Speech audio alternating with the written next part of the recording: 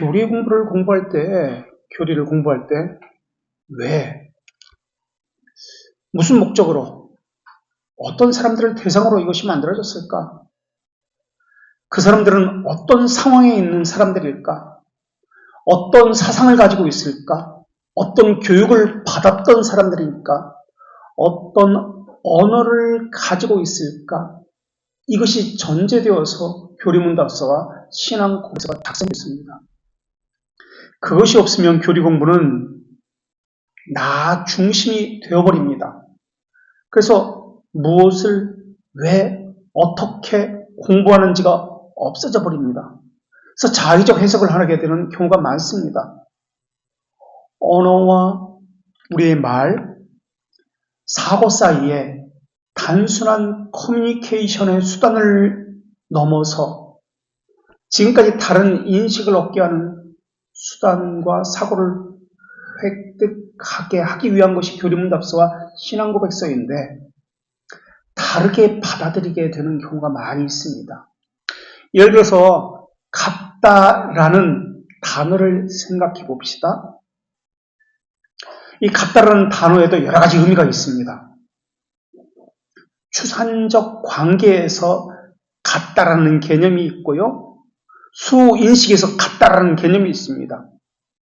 예를 들어가지고 저 남매는 같아.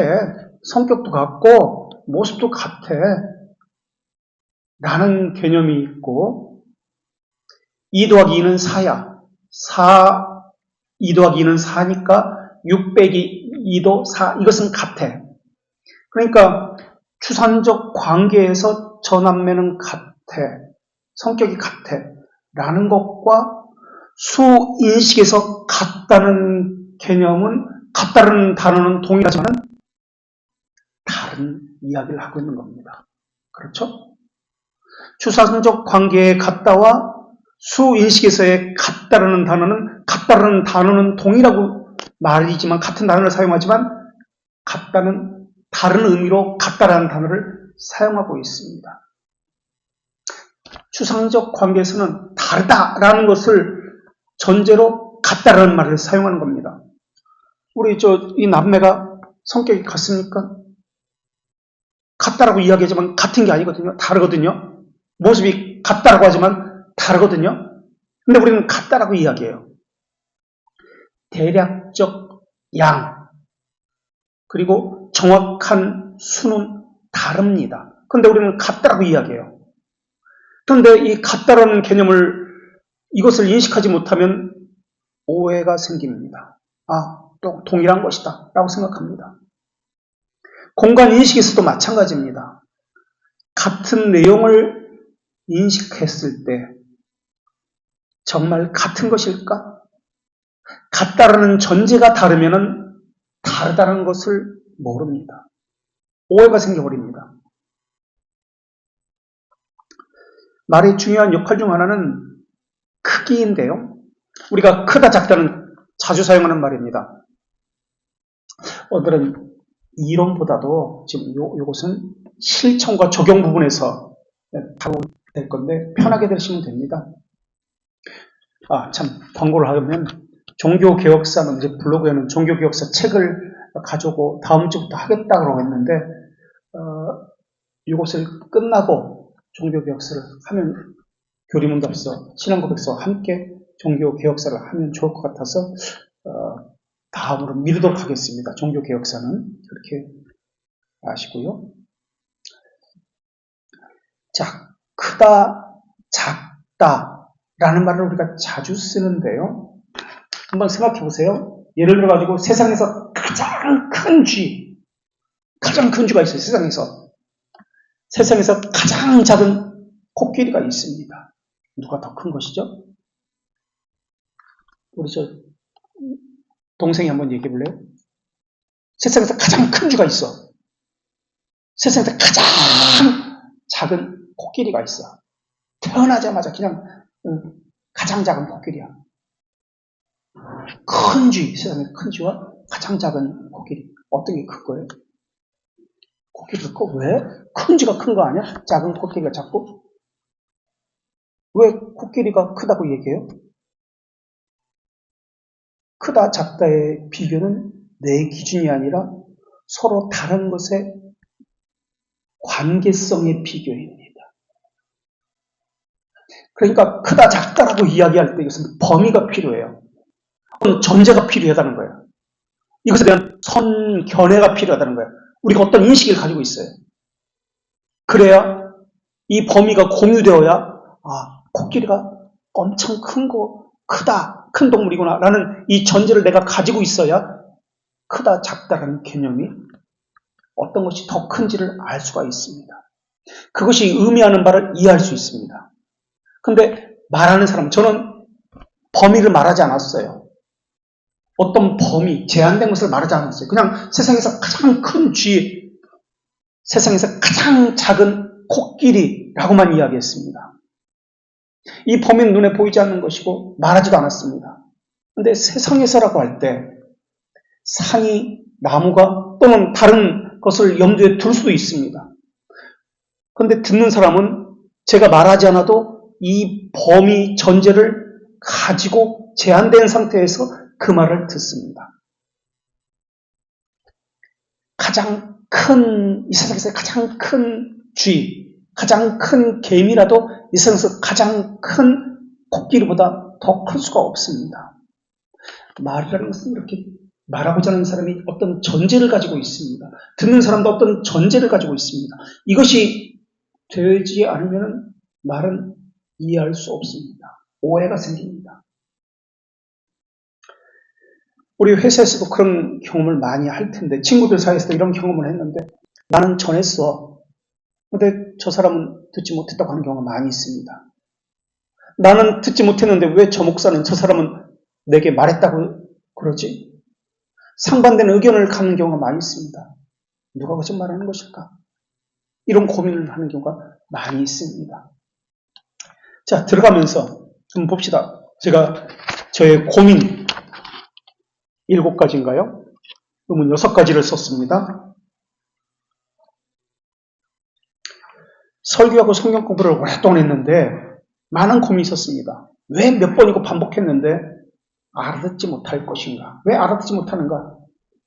왜 한두 번도 아니고 짧은 시기에 반복해서 그것을 동일한 것을 이야기했는데 왜 물어보면 같은 장소에 같이 들었는데 서로가 다르게 이해하고 있을까라는 의문이었습니다. 내가 부족해서 그런가? 그래, 그러면 성심성의껏 더 열심히 가르쳐보자. 그런데 마찬가지였습니다. 질문해보면 몰라. 그래서 질문을 받는 사람도 당황하고 질문하는 사람도 서로 당황합니다. 무엇이 문제였을까? 가르치는 방식이 문제였을까?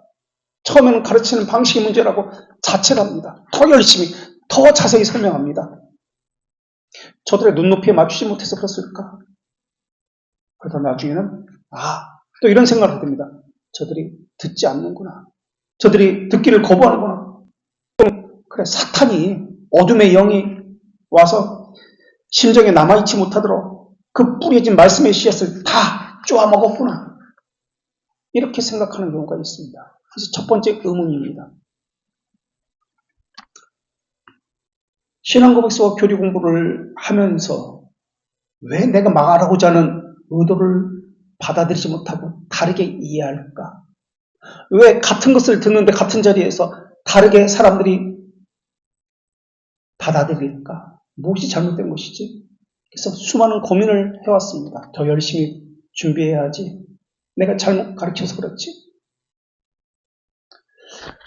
그러면서 몇 주간, 한 6주간 우리 쉬었잖아요. 6주간 쉬면서 주말마다, 쉬는 시간마다 여기저기 이제 음악회도 가고, 북카페도 가고, 미술관도 가고, 명동에도 처음으로 가봤습니다. 명동에도 가보고 여기저기 가봤는데, 하루는 3월 초라고 생각하는데, 마포에 있는 북카페, 발음대로, 채그로라는 곳을 갔습니다.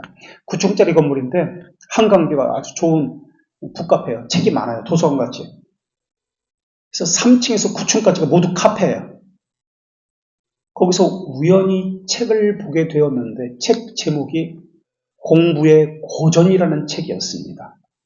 그 책은 기원전에 살았던 네로의 스승 세네카로부터 중세 그리고 20세기에 이르기까지 살았던 사람들의 단편적인 에세이와 같은 것입니다.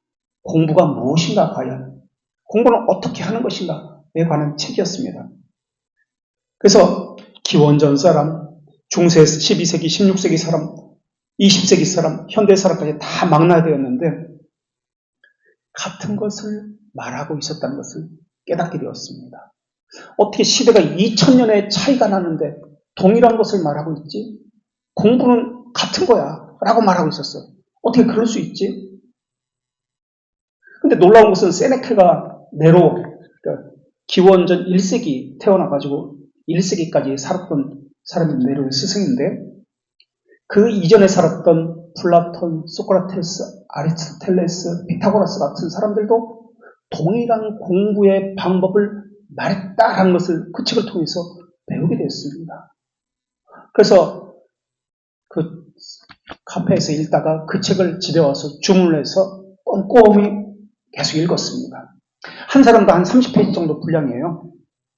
그것을 실마리로 삼아가지고 계속 줄기를 찾아가지고 그래 이 사람이 이것을 이야기했으면 이것을 찾아봐야지 이래서 계속 줄기를 찾아갔어요. 그래서 책을 계속 사고 도서관에서 빌려보고 계속 그랬습니다. 그래서 한 주에 5권도 좋고 몇 권도 좋고 계속 읽기 시작했어요. AI에 물어봤는데 이것에 대한 책을 추천해달라 그러니까 책을 추천하는데 다 틀린 이야기만 하는 거야. AI. 그런 책이 없는 거예요. 있는 책이라고 추천했는데 품절된 책 아니면 번역되지 않은 미국에 있는 책 이런 책들 그런 책들만 추천하더라고요. 우리말이 없더라고요. 그래서 한 달 동안 이 책, 저 책 다 찾아가면서 공부했습니다. 결론은 제가 저한테 내린 결론은 나 같은 목사는 이 땅에 있어서는 안 된다라는 결론을 내렸습니다. 왜? 공부 방법이 잘못됐어. 우리나라의 목사는 한 명도 있어서는 안 된다라는 결론을 내렸어요. 공부법 자체가 잘못된 공부를 했던 거예요. 가장 기본적인 거 안 됐어요. 목사들이 다. 신자는 두말할 것도 없고. 그리고 신학을 공부한 거예요. 겨우 3년 공대, 저도 공대 출신이지만 공대 했다가 겨우 3년 공부하고 그것으로 평생을 우려먹고 가르치고 있어요. 생각하는 법이 안 되는 걸. 말하는 법이 안 된 걸. 글 쓰는 법이 안 된 걸. 기본적인 것들이 안 되는데 무슨 신학을 해. 인문학적 소양이 없는데 신학 겨우 2, 3년 공부해가지고 목사 되었다고 가르치고 있어요. 신학을. 거짓과 오류를 반복하는 겁니다. 거기서 배우는 성도들은 또 역시 오류와 거짓을 반복하고 있어요. 그것을 깨닫고 제가 충격을 받았어요. 그래서 지금까지도 이 책, 저 책 찾아보면서 오늘도 이제 오후에 빌려놓은 책이 있는데 그거 찾으러 도서관 가야 돼요. 그래서 공부하고 있는 중입니다. 교리 공부가 중요한 게 아니었구나. 왜 교리문서를 만들었고 신앙고백서를 만들었고 어떻게 공부해야 되는지 이것이 중요했구나. 이것을 잊어버린 거예요. 그래서 교리 공부를 하기 전에 필요한 것이 있다는 것을 깨닫게 되었습니다. 저는 아직 공부하는 중이기 때문에 방법론 어떻게 하는지 모릅니다. 구체적으로 모릅니다. 실천적 어떻게 하는지 모릅니다. 겨우 단서만 잡은 정도예요. 방향성만 잡은 정도예요. 저도 배우고 있는 중이기 때문에 어설프고 그럴 겁니다. 근데 할 수밖에 없어요. 이것이 전제되어야 신앙고백서와 교리문답서에 들어갈 수 있기 때문에 교리공부가 무엇인지 맛이라도 볼 수 있기 때문에 왜 기원전 6세기의 피타고라스, 기원전 5세기의 플라톤, 기원전 1세기의 세네카가 동일한 말을 할까? 공부는 이렇게 하는 것이다. 왜 12세기의 빅토르 후고, 성 빅토르 후고라는 사람인데 스콜라주의, 신비주의자인데 왜 동일하게 공부에 대해서 동일한 이야기를 하고 있을까? 왜 16세기의 종교개혁자 우리가 배운 거 전 종교개혁자 에라스무스 인문주의자죠? 왜 동일한 것을 이야기할까? 왜 20세기에 1959년에 죽었던가 도로지 세이어스라는 사람도 공부가 무엇인지 공부의 방법에서 동일한 것을 이야기하니까 공통적으로 말하고 있는 것이 사막과 사학이라는 것을 알게 되었습니다. 사막과 사학, 중세시대 때, 중세 대학에서 했던 것이 사막과 사학인데 옛날 고리타분한 것은 우리는 지금은 하지 않아도 되라고 생각했습니다. 근데 사막, 트리비움, 사학, 코트리비움 이것에 대해서 발견하기 시작했던 거예요. 중세 학문 과정으로만 알고 버렸던 것이 그것이 아니구나. 이것에 대해서 기원전 6세기, 5세기, 4세기, 12세기 종교개혁지를 동일하게 이 공부 방법이 옳은 것이다 라고 이야기하고 있구나 라는 것을 깨닫게 된 겁니다. 지금까지도 그 공부 방법은 동일하게 이어지고 있습니다. 그것이 오늘날 대학입니다. 그래서 세워진 것이 대학이에요. 대학에서 가르친 것, 교양 과목입니다. 그게. 오늘날 대학은 대학이 아니라 직업학교예요. 기술 전수학교예요. 대학이 아니에요. 사람 만드는 학교가 아니에요. 대학에서 얼마나 많이 취직시켰느냐 이걸로 평가받는 것이 대학이었어요. 그러니까 공부의 본질을 잃어버린 것이 된 거예요. 사막, 사학을 리버럴 아치라고 이야기합니다. 자유학문이라고 이야기합니다. 피타고라스는 기원전 지금 6세기 사람인데요. 피타고라스는 이 리버럴 아치, 사막사학이라는 말은 9세기에 나온 말이지만 어쨌든 7가지 길, 자유학문을 가지고 제자들을 7년 동안 가르쳤습니다. 그런데 7년간 피타고라스가 제자들을 가르칠 때 그 제자들은 스승이 왜 이것을 가르치는지 묻는 사람이 한 명도 없었다고 그러더라고요. 왜? 이 7학문을 배우고 나서 그 이유를 깨닫게 되었기 때문에 그렇습니다. 그래서 그 제자들 가운데 어떤 글이 있냐면 어떤 글을 대하든 어떤 문제를 대하든 이 7가지 자유학문을 가지고 개별적으로 적용하니까 문제가 다 풀리더라 라는 간증하는 간증이 기록되어 있습니다.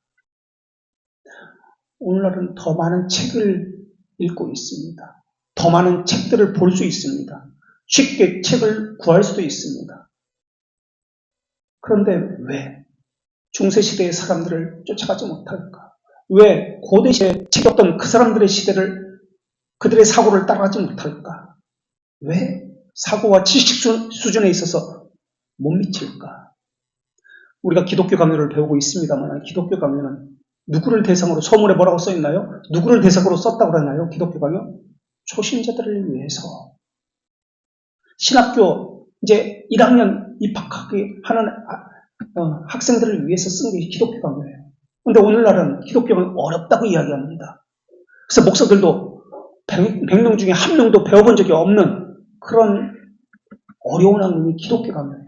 그런데 기독교 강요에서 모든 우리 신앙고백서와 교리문답서가 개혁신앙에 기초를 두고 있습니다. 왜 어려울까? 왜 지식 수준이 책은 많은데 못 따라갈까? 학식 깊은 사람이 왜 그때는 많고 지금은 없을까? 정보는 이렇게 홍수 가운데 있는데 공부 방법이 다 분리가 되어서 그렇습니다. 초등학교, 중학교, 대학교 다 다릅니다. 연결된 공부를 하는 게 아니에요. 유용한 공부, 사람 만드는 공부는 관심이 없어요. 좋은 일에 게으른 것도 나쁘지만 무의미한 일에 더 큰 노력을 기울인 것도 더 나쁩니다.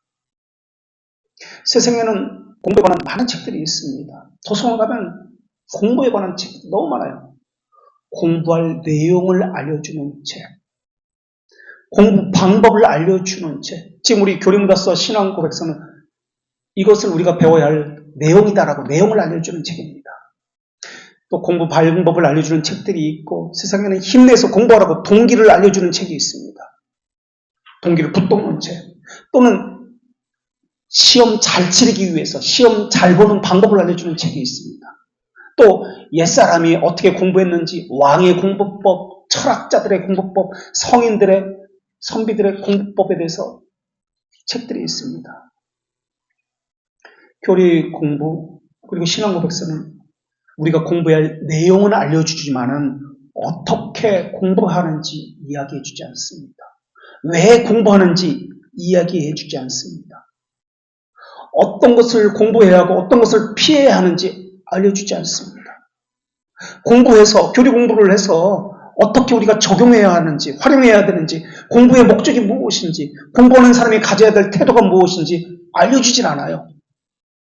공부할 사람이 추구해야 할 지향점이 무엇인지 정신이 무엇인지 알려주질 않아요. 공부의 가치가 무엇인지 이야기해주지 않아요. 교리 공부를 하기 위해서 주의해야 할 것은 무엇이며 이 공부는 어떤 사람을 대상으로 쓰여졌는지 교리 공부가 전혀 말하고 있지 않습니다. 그저 내용만 가지고 이야기합니다. 그러니까 난리지 지식만 가지고 이야기합니다. 그러다 보니까 교만해지는 거예요. 삶과 분리되어서 이야기하는 거예요.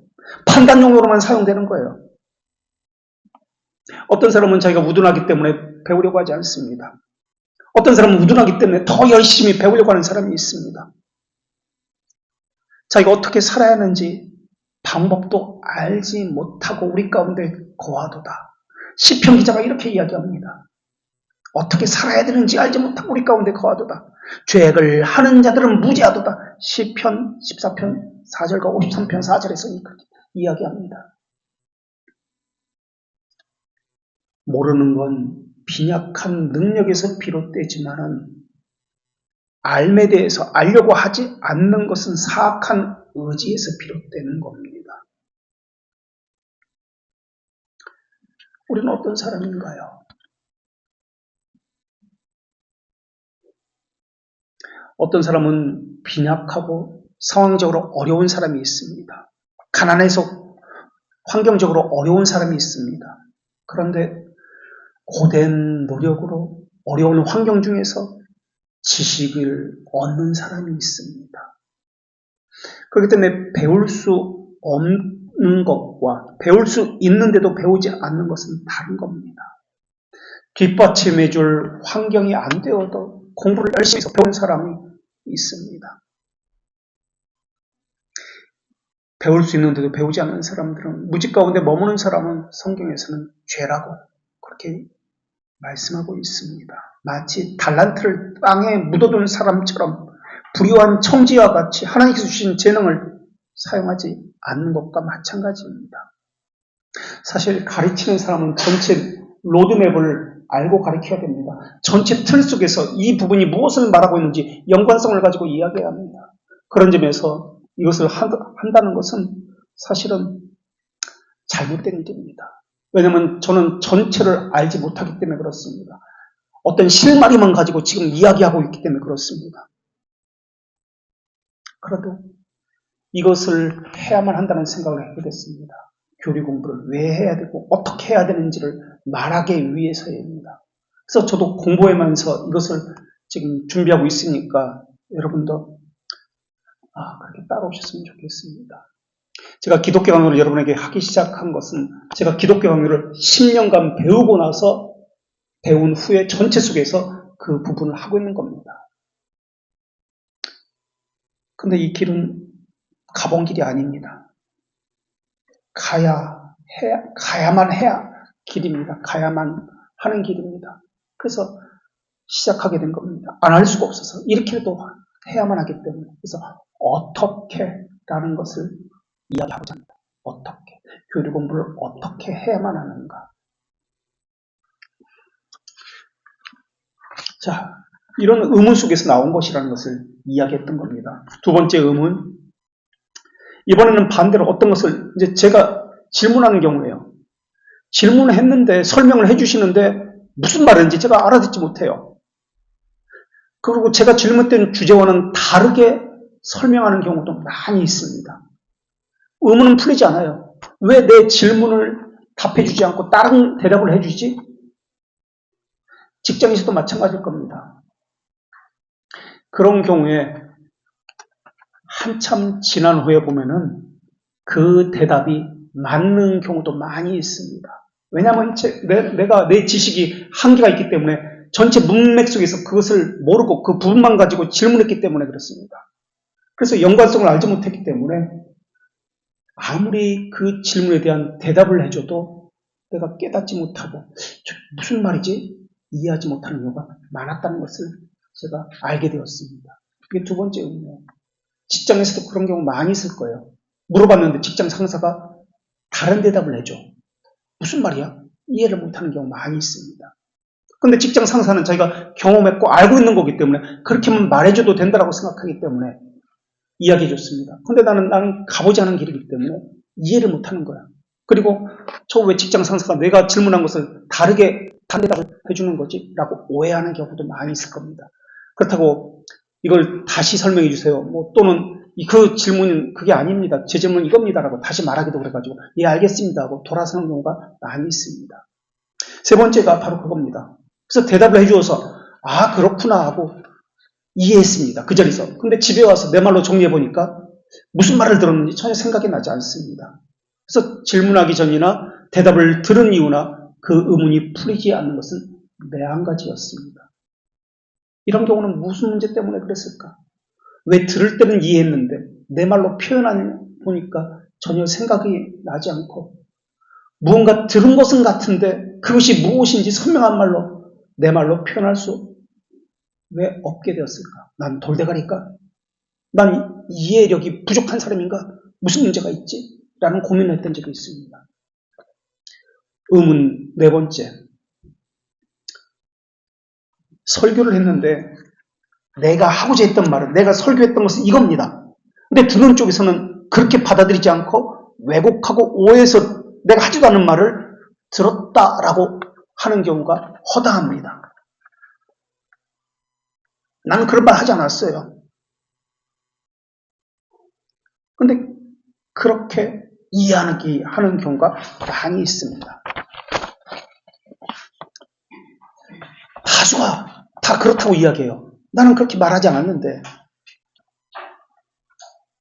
왜 나는 A라고 설교했는데 B라고 알아듣지? 왜 다르게 알아듣지? 왜 하지도 않은 말을 했다고 생사를 잡지? 그런 일로 마음이 상하고 심하면 내가 옳다, 네가 옳다 다투기까지 하고 인격에 대해서 의심하기도 하고 하는 경우도 많습니다. 그래서 작은 교회는 교회가 깨어지는 경우도 많습니다. 이것을 빌미로 해서.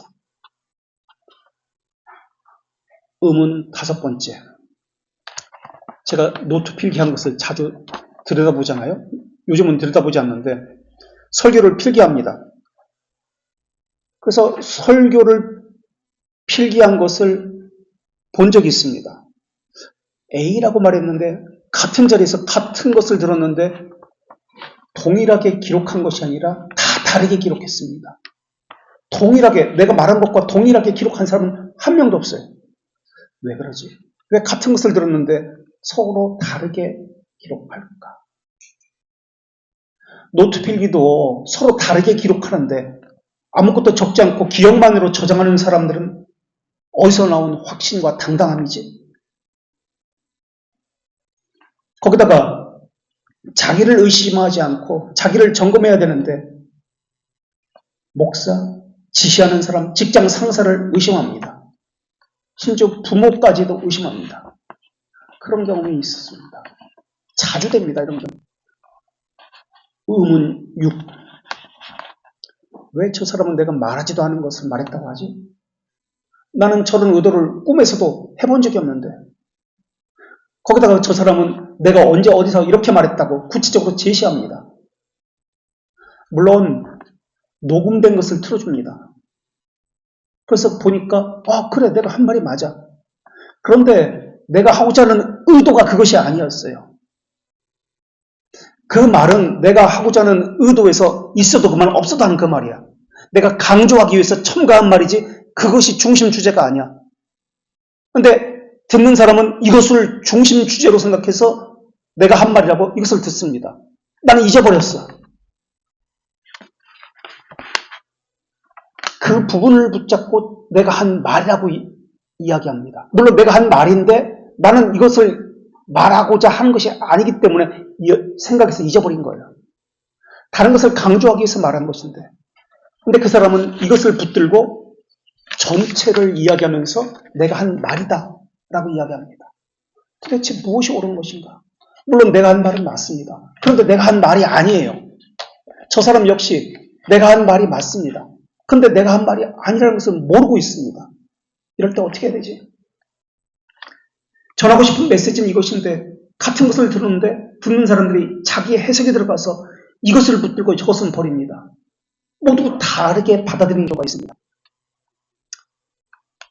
이런 교회에서 설교를 들으면서 성경 공부에서만 일하는 것이 아닐 겁니다. 일상에서, 직장에서, 학교에서, 가정에서, 인간관계에서 흔히 일어날 겁니다. 누구든지 지시한 것이 온전하게 전해지지 않았다는 경험을 한 번쯤은 해볼 겁니다. 몇 번이나 설명해도 전해지지 않았다. 나름대로 설명을 다해 최선을 다해서 설명해 줬는데 여전히 알아듣지 못했다. 알아들었다고 해도 사실은 알아듣지 못했다. 여러 번 주의를 주었는데 지켜지지 않았다. 약속이 지켜지지 않아서 생각하는 게 뭐냐면 나를 무시해? 내 존재 인격을 무시하는 거야? 내 말을 무시하는 거야? 화가 나기도 합니다. 열심히 설명했는데 말한 것과 다르게 이해했을 때 회사에서도 그런 경우가 있을 겁니다.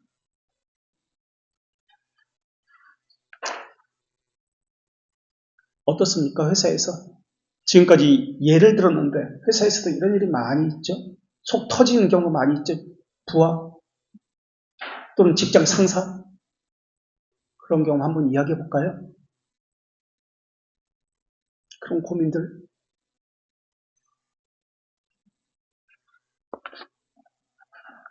한번 이야기해 보실래요? 그런 경험들. 요즘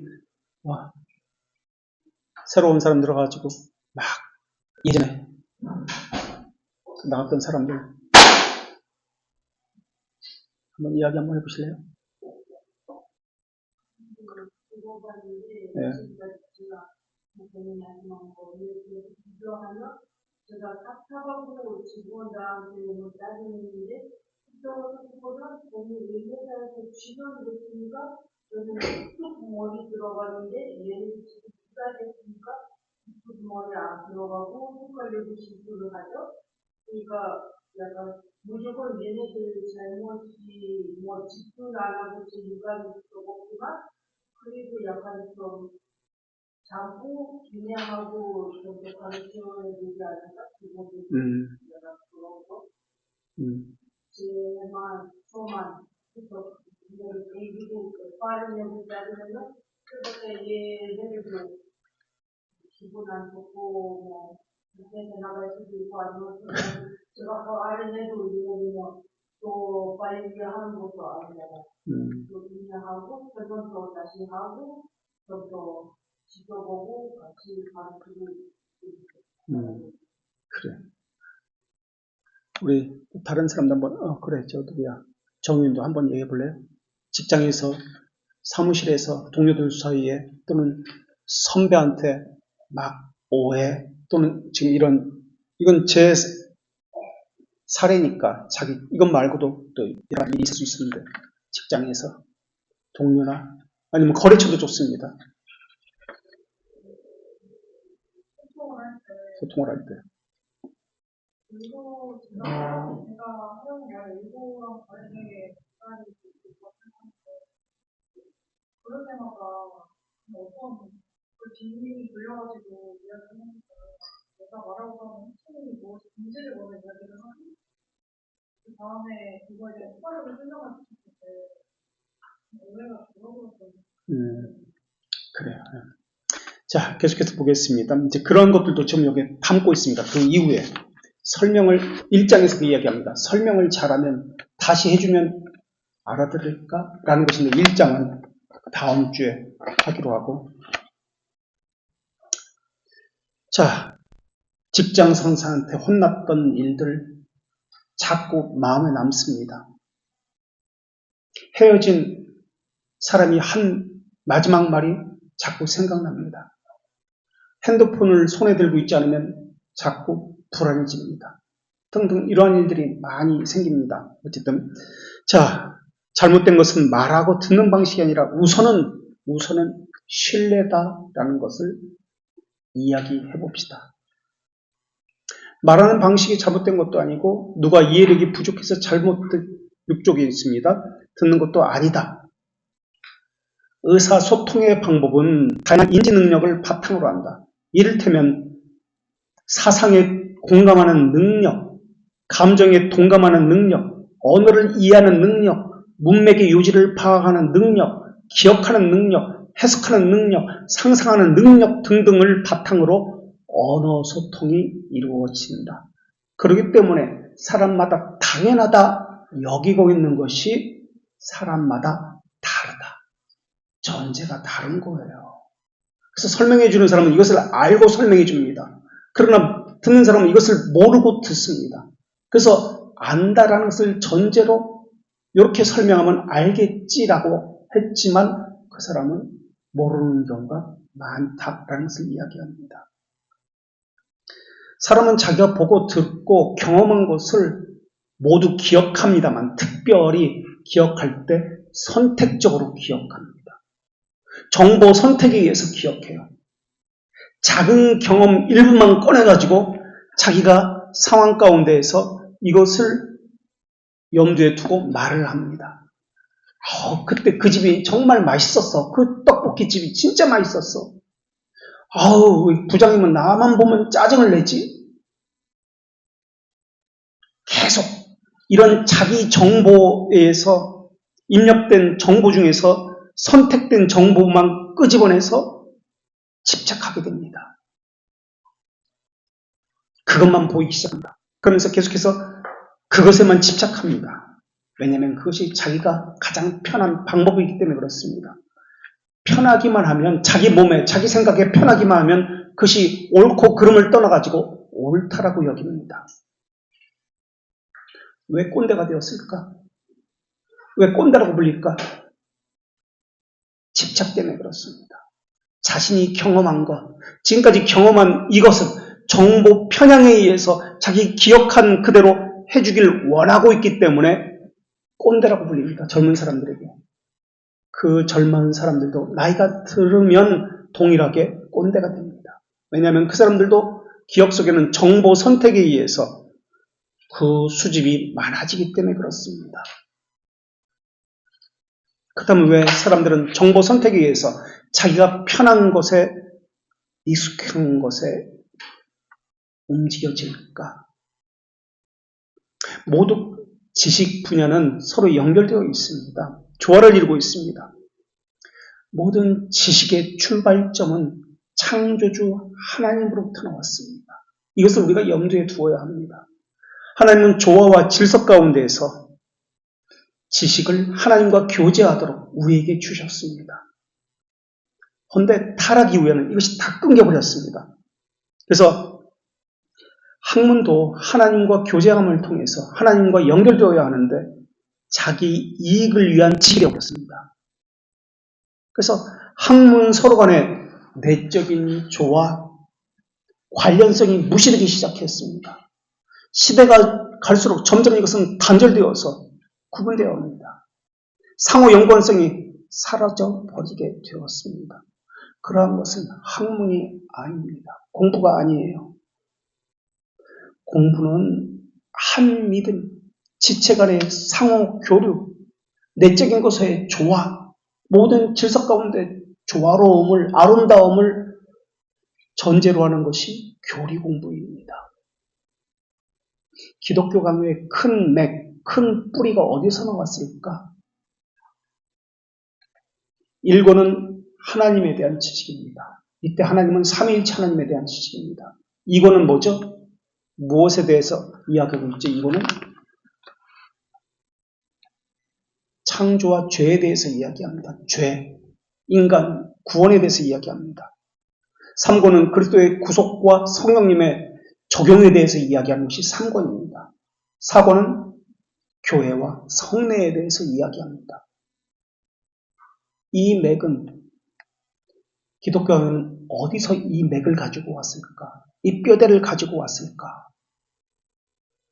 이것은 12세기의 알렉산더 신학대전의 뼈대입니다. 12세기의 알렉산더의 신학대전의 뼈대는 어디서 가지고 왔을까? 기독교 강요는 사실 사도신경의 뼈대로부터 가져온 것입니다. 2세기의 로마 신경. 이런 것의 뼈대는 어디서 가지고 왔을까? 기원전 아리스토텔레스의 논리학에서 가져왔습니다. 플라톤의 철학에서 가져왔고, 이러한 피타고라스랑 기원전 소크라테스 이런 철학에서 가지고 왔습니다. 우리가 네 가지 원인에 대해서 돌트레이트를 배웠습니다. 네 가지 원인. 아리스토텔레스의 원인론입니다. 네 가지 원인. 그렇기 때문에 이것을 모르고 교리 공부를 한다. 논리적 훈련이 되어 있지 않은 상태에서 교리 공부를 한다. 이것은 단순한 암기, 난리집밖에 되어 있지 않는다는 것을 제가 깨닫게 되어 있습니다. 그러니까 교리 공부가 자기 성찰의 수단이 되어지지 않는다면, 설교나 교리의 문답을 가르치는 용도로만 사용된다면 하나님과의 관계는 없어지게 됩니다. 그 유용성은 사라지게 됩니다. 삶의 적용, 조화로움은 사라지게 됩니다. 그저 교리 공부는 교회에만 머물게 됩니다. 자유로움은 상실되게 되고 특별한 어떤 사람 또는 목사에게만 제한적이 된 것이 교리 공부고 신앙 고백세가 됩니다. 눈물과 고민으로 단련된 아름다움, 이것은 사라지고 머리만 남게 돼요. 조화가 없으면 죽은 지식이 됩니다. 지금 우리는 이렇게 배우고 있어요. 조화로움, 아름다움을, 질서를 버리고 내적 조화를 버리고 교리문답서를 교회에서만 사용하는 특별한 어떤 사람들만 알고 있는 그러한 것으로 사용하고 있습니다. 이것은 잘못된 방식입니다.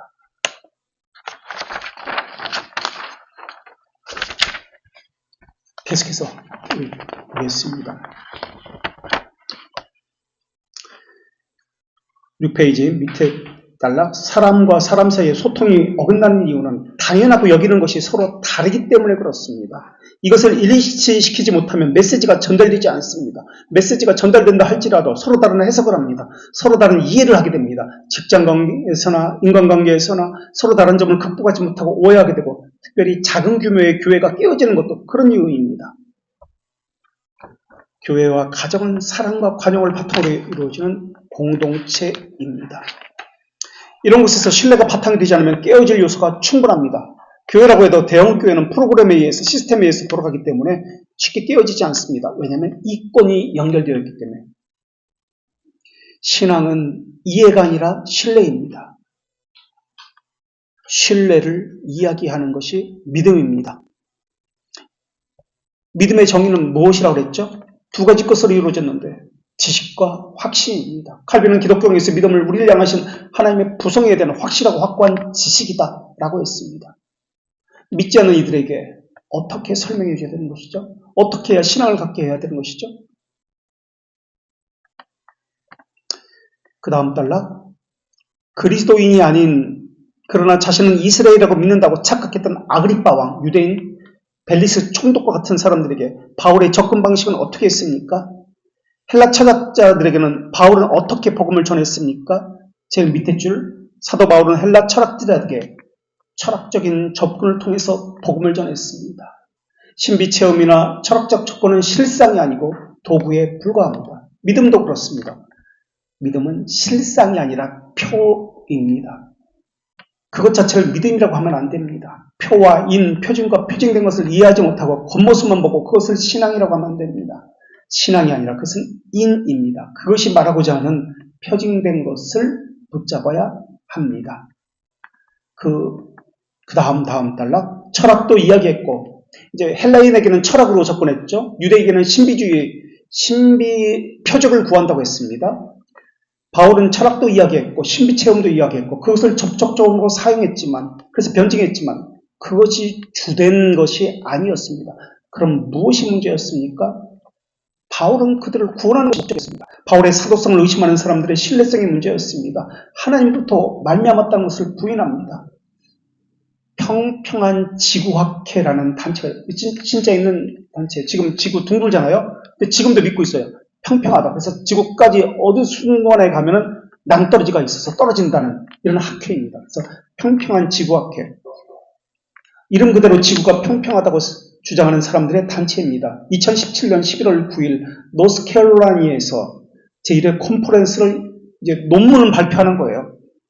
아무리 지구가 둥글다고 설명해줘도 이들은 믿지 않습니다. 중세에는 천동설을 믿었기 때문에 아무리 설명해주고 열심히 최선을 다해 설명해줘도 움직이는 것이 지구라는 사실을 이해시키기 어려웠습니다. 교리를 배우는 것, 설교를 듣는 것도 마찬가지입니다. 설교 방식을 바꾸면 바르게 전달될까요? 가르치는 방식을 바꾸면 효과적을 볼 수 있을까요? 아니요, 안 됩니다. 돌트레이트 하다가 벨지카를 바꾸면, 믿음의 내용을 바꾸면, 가르침의 그 교과서를 바꾸면 잘 될까요? 아닙니다. 그럼 문제가 무엇입니까? 고쳐야 하는 것은 하나님과의 관계입니다. 하나님을 신뢰하느냐, 의지하느냐는 문제, 이것부터 점검해야 합니다. 그것이 되지 않으면 설교를 하는 법을 바꾸자, 표현법을 바꾸자, 이해해 줄 때까지 몇 번이고 반복해서 정성을 다해서 설명하자라는 이야기만 할 뿐입니다. 아무리 프로그램을 바꾸고 방법을 바꿔도 하나님과의 관계가 되지 않으면 소용이 없습니다. 이것은 기교일 뿐입니다.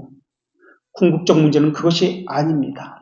중요한 것을 왜 놓칩니까? 왜 시간을 낭비합니까? 정력 낭비를 하면서 서로 힘을 빼고 절망하고 하나됨을 무너뜨리고 왜 다른 방식을 추구하고 있습니까? 왜 자기에게 유리한 쪽으로 해석하고 오해하고 왜곡하고 부분을 전체로 생각하고 왜 중요한 것은 왜곡해서 받아들이고 버리고 중요하지 않은 것을 받아들이고 하는 것입니까? 이런 것에 대해서 어떤지 한번 생각해 보았으면 합니다. 생각하는 것은 자기 중심축과 사물 중심축이 있습니다. 앞뒤, 좌우, 관계성을 이야기할 때 자기 중심축인지 사물 중심축인지 알 수가 있습니다. 우리 주차할 때 차를 가지고 오셨죠? 전면 주차로 아파트나 이런 써 있습니다. 어디가 전면 주차죠? 왜 전면 주차라고 했을 때 다르게 주차하는 사람이 생기죠? 물론 귀찮아가지고 그렇게 할 수도 있습니다. 전면 주차라고 써있는 편말이 앞인가요? 아니면 그 편말이 후면인가요? 전면이라는 단어를 다르게 인식하면 어떻게 주차할까요?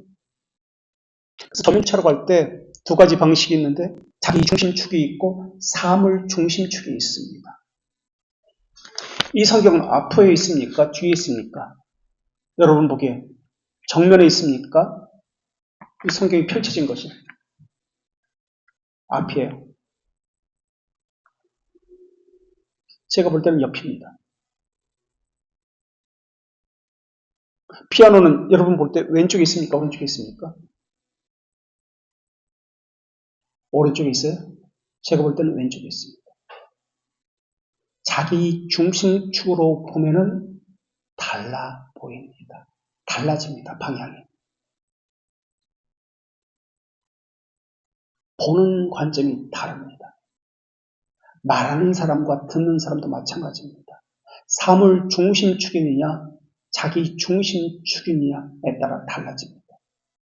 말하는 사람은 이미 전제를 가지고 이야기합니다. 말하는 사람은 그렇지만 듣는 사람도 전제를 가지고 듣습니다. 말을 하고 있지만 말하고자 하는 그 이면에는 말하지 않은 것들이 존재합니다. 이런 축을 가지고 말하겠다. 이것이 전제되어 있습니다. 듣는 사람도 이것이 있습니다. 듣는 사람은 말하는 사람이 어떤 축을 가지고 말을 하는지 이것이 이해가 되지 않으면 자기 중심 축을 가지고 그것을 듣게 되어 있습니다. 그러니까 오해하는 거 당연해요. 왜곡하는 거 당연합니다. 그러니까 자기 중심축이 아니라 사물 중심 축을 가지고 이것을 들어야 됩니다. 그래야 오해하고 잘못된 것을 줄여 나갈 수 있습니다. 밥 먹는 손으로 먹어. 아, 그렇게 하면 안 되지. 밥 먹는 손으로 하라니까. 밥 먹는 손이 뭐죠? 오른손입니까? 왼손입니까? 왼손잡이는 왼손일 겁니다. 문제는 자기 중심축으로 모든 것을 받아들이고 한다는 것. 이때 오해가 생기고 충돌이 생기고 다툼이 생기고 미움이 생긴다는 겁니다.